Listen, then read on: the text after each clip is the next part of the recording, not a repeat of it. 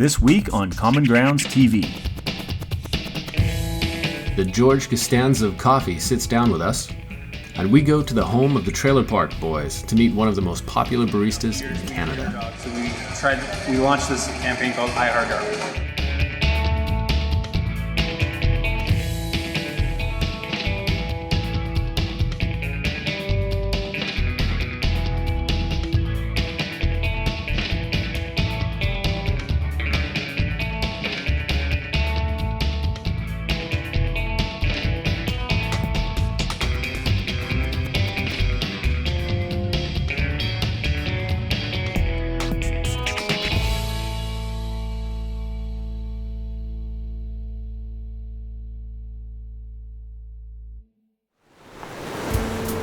One of the highest regarded cafes in the country is located in the unlikeliest of places.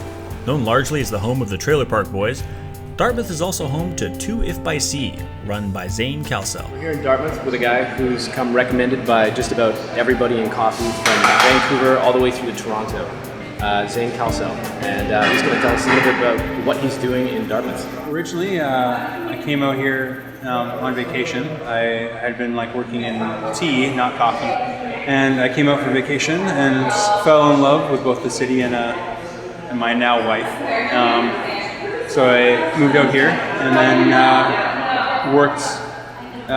couldn't work in tea because there was no tea going on here, and I still wanted to be part of the cafe culture. So I got a job working for Steve Reno, and I did that for a couple of years and learned what good coffee was. When I started for Steve, I hated coffee. I thought it was gross. And I learned how to make a proper coffee, and I kind of hit the limit of what I could learn from Steve.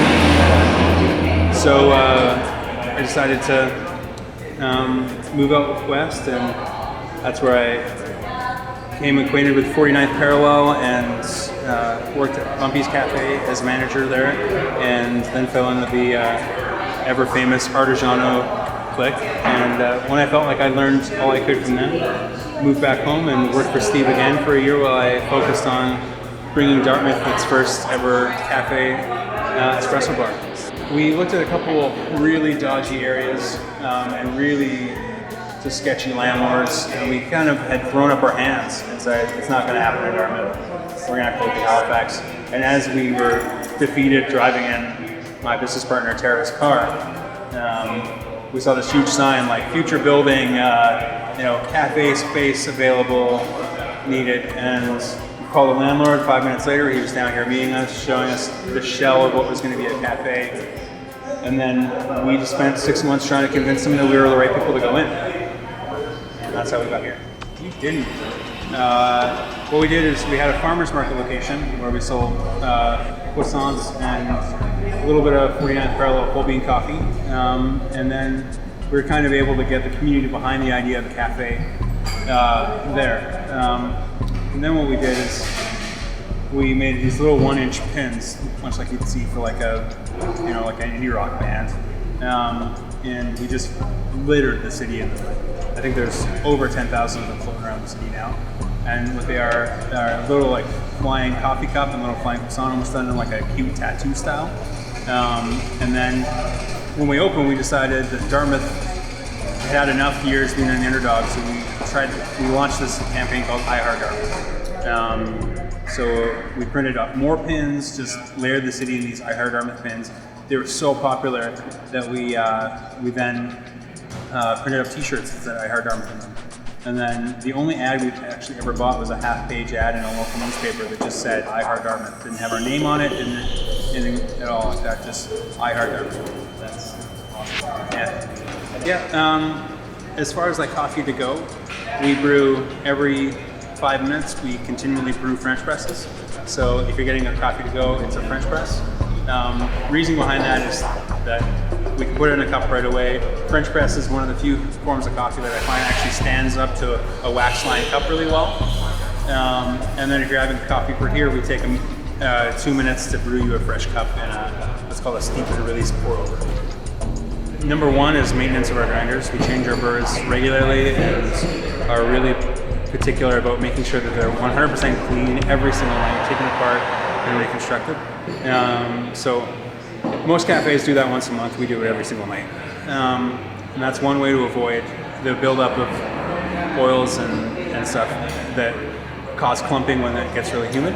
Another thing that we do is on really humid days, we actually chop the coffee with a straight edge and distribute that way to make sure that we get an even extraction. And that's, some days you don't win the battle, but we do everything we can. This is what's called a coffee refractometer. The way it works is we brew a sample of coffee. We let that sample cool. We put the coffee there. We read its TDS, and then using software made by a company called V-Strap, called Extract Mojo, we calculate its extraction percentage. So this basically little device shines a light up through the coffee and tells us the amount of dissolved solids that are within that sample. And we do that twice a week here with all of our methods.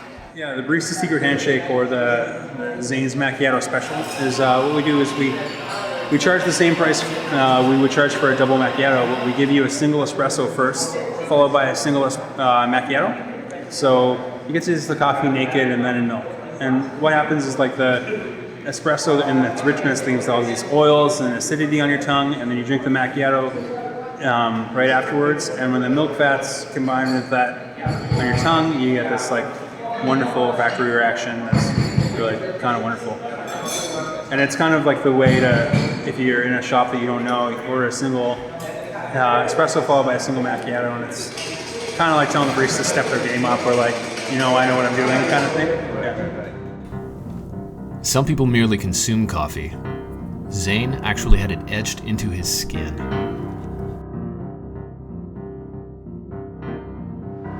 One little cafe tucked away in Halifax is the kid-friendly Local Joe. This cafe, Local Joe Cafe and Market, is 5 years old. We're going to celebrate our birthday in about 2 months. It'll be 6 years old. And it's a community kind of place for people to hang out.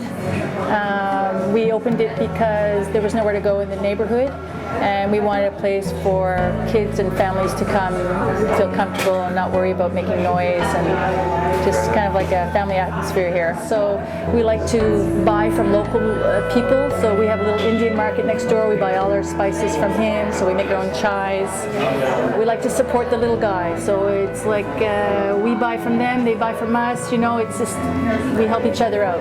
So that's what we like to do here. Speaking of coffee, I think you should really check out a guy named Steve Reno. Very unusual and great coffee. Well, he just has a really cool little shop downtown. Actually, it's not that little. He does very well. But he has a very unusual takeout coffee shop near Pierce's, and I think you should go check that out. When a man refers to himself as the George Costanza of coffee, we have to check him out.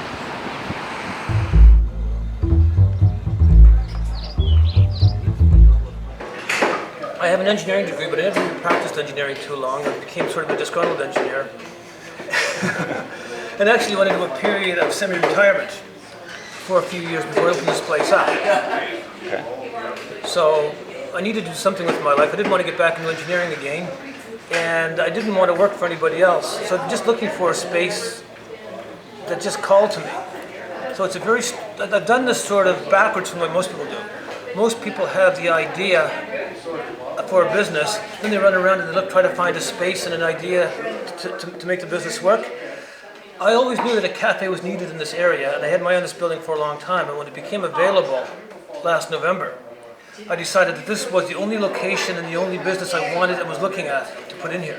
So the building actually, the idea, the space called to me. Shibuto, am I saying that correctly? Shibukto. Okay. What does that mean? Well, it's a couple of things. First of all, it's on Shibukto Road, so that's the main reason. But second of all, Shibukto was the original name of Halifax from the native people. Okay. It was actually more like Chibuktuk. Okay. A little smoother the way you Yeah. Okay. That's been anglicized over the years. Excellent. What made you choose this area, this neighborhood? The area chose me. I've lived in this area for a long time, and there's no good independent coffee shops within a kilometer of here. Or more, yeah. For the middle of the city, right? This is one place we're sadly lacking.